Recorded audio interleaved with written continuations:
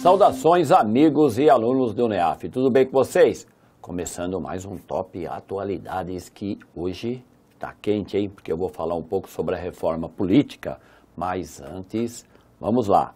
Atualidades com o professor Marcos José e material da Raquel Basilone. Mural, aí semana de 26 de maio a 1º de junho. Reforma política, entenda o distritão. China, ampliação militar para proteção em mar aberto. Irlanda, aprovação do casamento gay foi derrota para a humanidade, diz Vaticano. Inimigo da CBF, ex-jogador Romário, comemora a prisão de dirigente da FIFA. Câmara dos Deputados aprova o fim da reeleição. E Brasil e México iniciarão tratativas para o acordo comercial amplo. E lógico, não é? A gente tem aqui como destaque, vou colocar de novo aí para você, reforma política, entenda o distritão.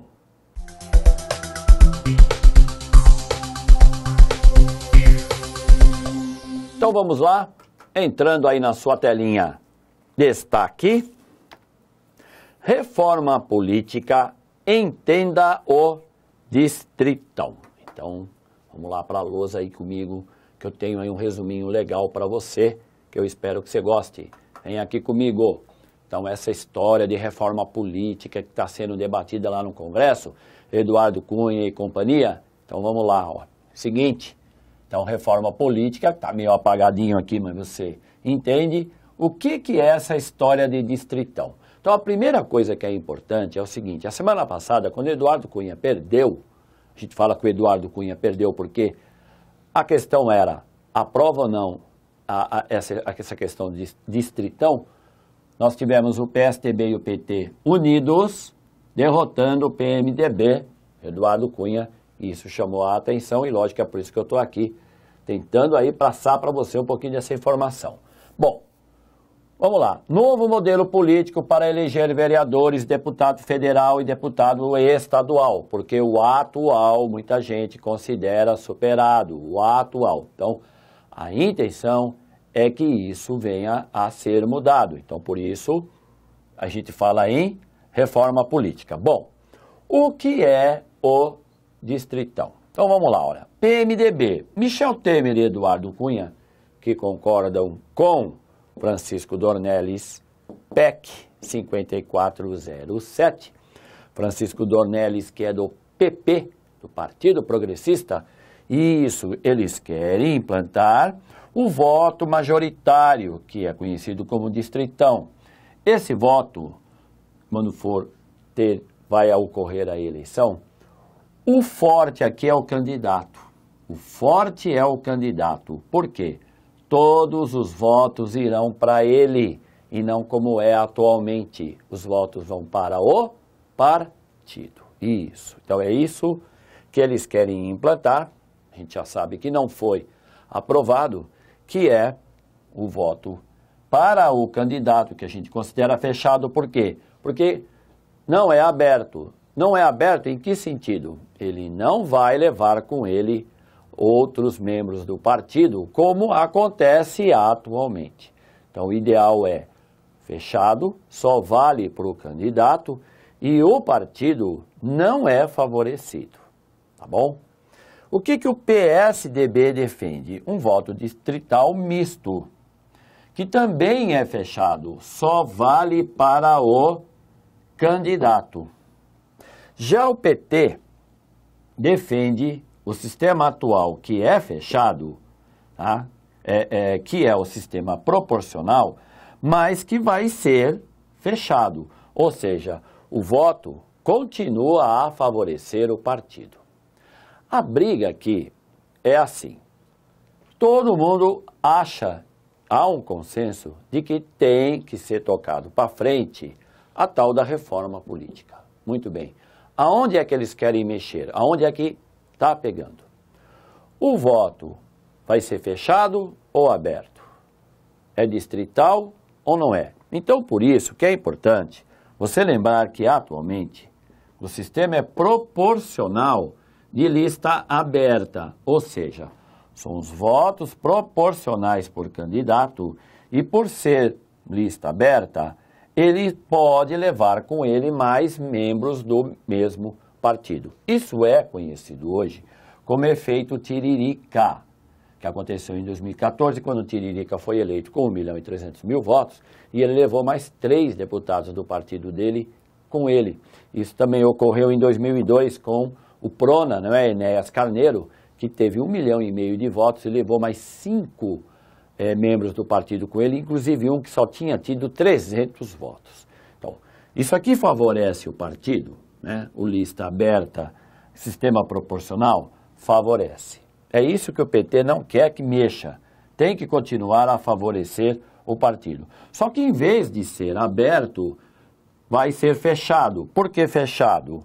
Porque aí só vai ser eleito o candidato. Ele não leva mais ninguém com ele.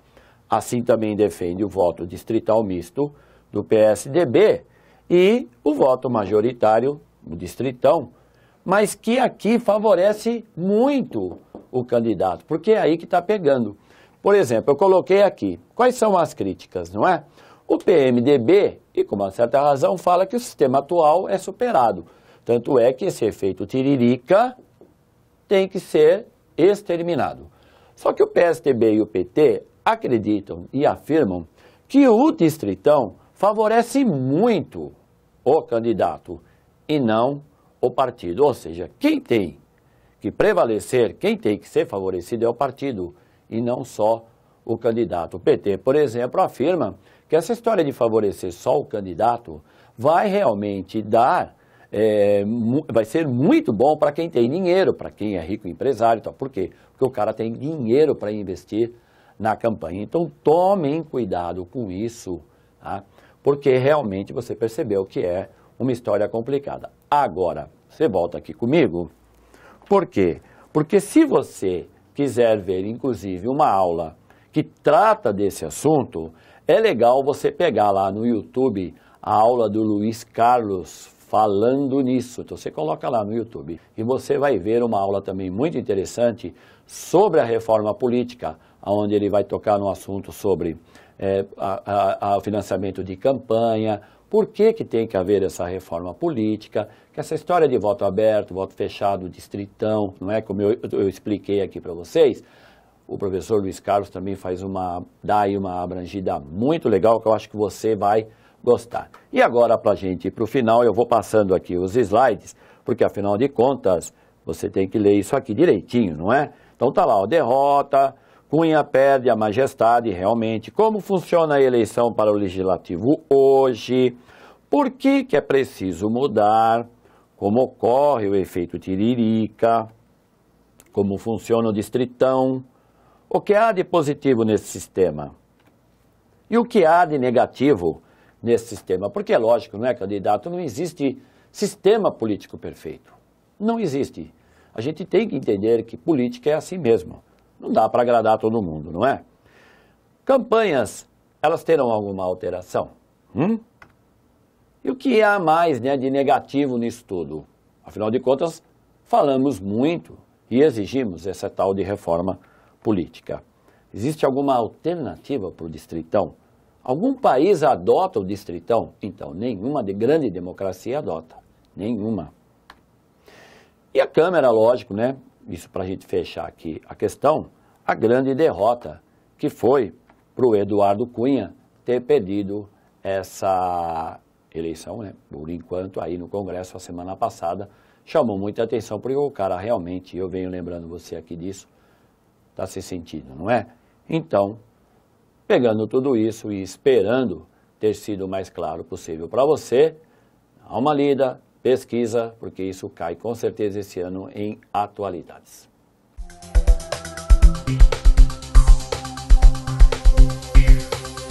Então, continuando aqui o top atualidades de 26 de maio a 1º de junho, tá aí o mural que eu já li com você.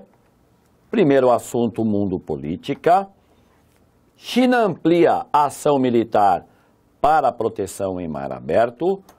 Sempre tenho falado aqui, a China, membro do Conselho de Segurança, não é? Segunda maior economia do mundo, isso, ótimo. Só que é o seguinte, a China perde longe, mas muito longe, contra o seu principal concorrente, que é os Estados Unidos. Em termos militares, tanto aeronáutica quanto marinha, tá? A China está perdendo longe. Então, está aí a China marcando presença, tentando recuperar o tempo perdido. Relação, influência política da China. Sugestão de leitura, China tenta superar atraso tecnológico militar. Link para você conferir. Outro assunto, mundo, sociedade.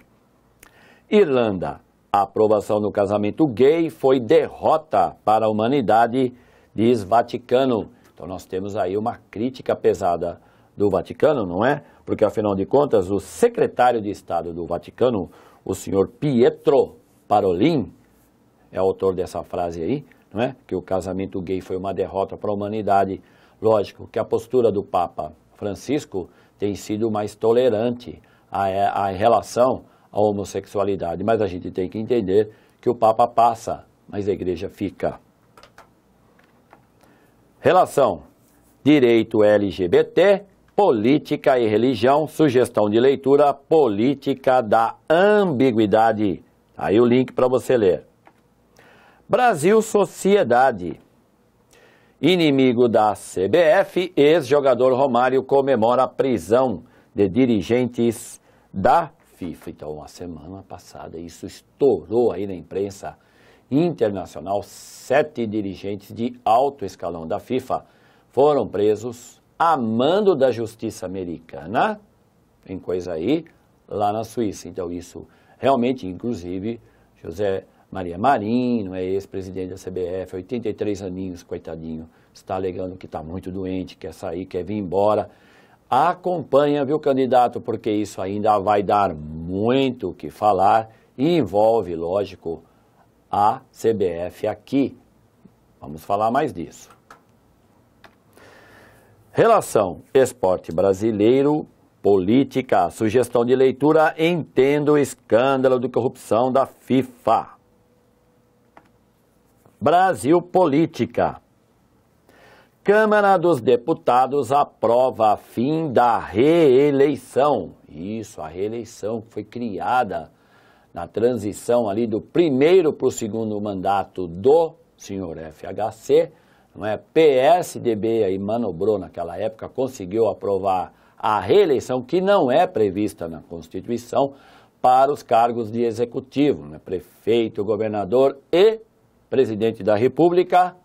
Acabou, já era. Relação, reforma política e sugestão de leitura, a Câmara aprova 3 novas regras na primeira semana de reforma política. Brasil, relações internacionais. Brasil e México iniciarão tratativas para acordo comercial amplo. Então nós temos aí 2 presidentes aqui latino-americanos que não estão com as suas imagens em dia. Não é a presidente Dilma e aí o presidente do México. A Dilma esteve, né, visitou, foi até o México e numa visita oficial. O Brasil é o mais interessado nessa relação porque ele tem um déficit na sua balança comercial, né, Brasil-México, de mais de $1 bilhão. Então interessa para o Brasil uma aproximação maior com o México. Relação, economia, relações internacionais. Acordo entre Brasil e México abre nova fase comercial, diz Monteiro. Link para você conferir e, como sempre gosto de lembrar, pesquisar.